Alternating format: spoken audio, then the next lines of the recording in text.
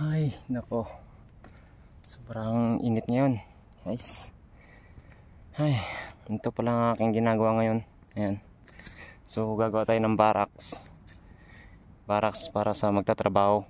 8 meters by 3 meters. Ayan. So, dahil tayo lang mag-isa.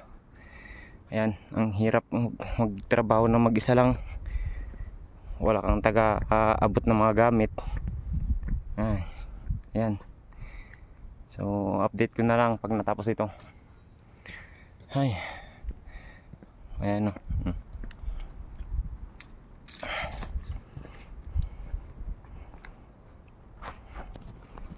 Ay. Sobra init.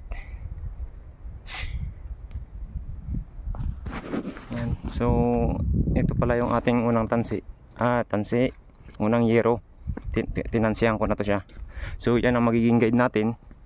Yung kahoy na yan, yan ang guide natin papunta doon. Diretso yan.